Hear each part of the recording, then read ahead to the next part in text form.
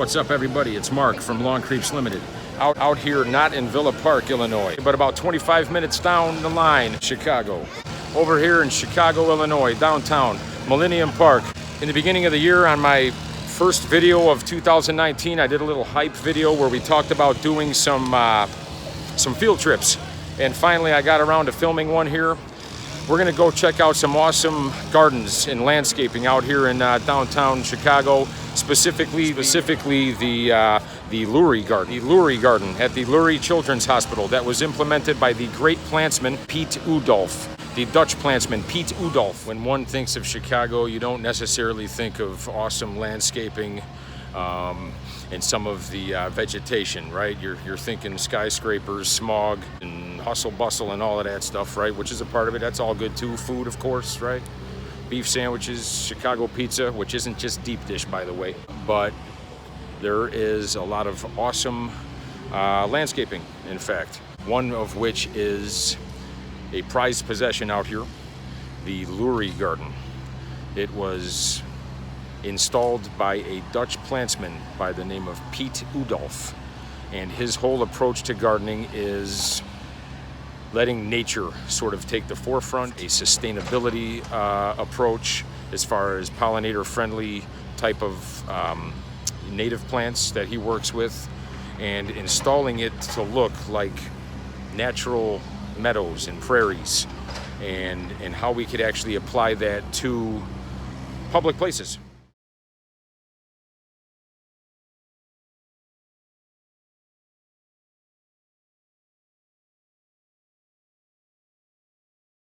So you don't want to listen to this knucklehead keep going, so let's go check this thing out.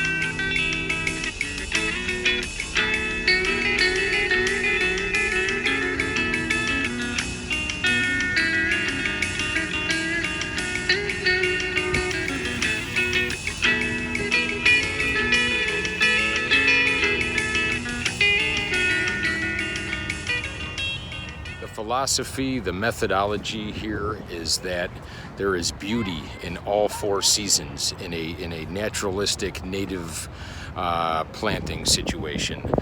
This not only looks beautiful in the spring as it's coming up, and in midsummer here when everything's pretty much in full bloom with these native plants, but also when they actually go dormant in the fall and even in the winter as it collects the snowfall and the beautiful seed heads, the dried seed heads and what have you.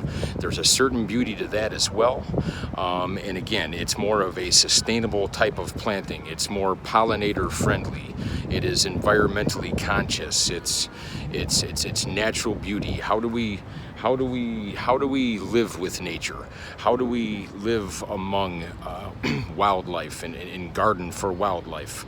How do we landscape our public areas where it is going to be just as beautiful through four seasons, but still be a more practical and sustainable form of landscaping? The garden is kind of split in two plates. There is a light plate and a dark plate, is what Piet Oudolf called it. And this little man-made sort of water feature here sort of represents the Chicago River, and this whole garden is kind of a sort of a metaphoric or philosophical sort of statement that mirrors the city on either side of the Chicago River. Everything you saw thus far has been on the light side, and then on the other side of this river is the dark plate. So let's look at that. Here I am in the section that is considered the dark plate, meaning there are more shade tolerant native plants down in this area. Very interesting stuff. I mean, as you can see in the background, this is, you know, there are a myriad of grasses and just about every major player in native prairie natives that you can think of. It's the who's who of native plants. Like right here behind me, you've got the wild bergamot. I mean, everywhere you turn, there is definitely going to be a beautiful plant that is native to our area. And that's what we're gardening with here. Among other things, not every one of these plants are native. You know, there's nothing wrong with actually mixing natives and exotics. That's kind of polarizing in gardening, whereas people think that you need to go full native. But you don't necessarily have to do that, so long as you do have a lot of pollinator supporting plants and plants that are native to your soils and your region, your area. There's nothing wrong with mixing in some of the exotics as well. So that's that. You know, there's people that are hardened to that idea that everything has to be native. It's your garden, it's your yard, you do what you want.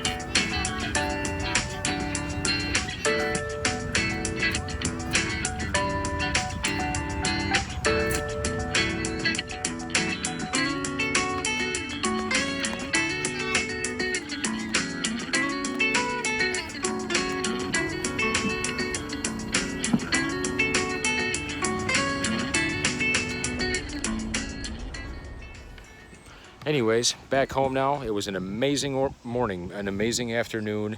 It's now a gorgeous evening out here. This is a gift of a day. Hopefully that stuff was interesting to you. We'll link in the description below to some more information to the gentleman, Piet Oudolf, and some of the other guys that were instrumental in the installation of that Lurie Garden. So that's that. So I'm gonna stop blabbing so you can get out into your yard and enjoy the rest of your night. Hopefully you had an awesome day like I did. Stay inspired, keep growing, go outside, get your hands dirty, and we'll check you later. Lawn creeps and garden geeks.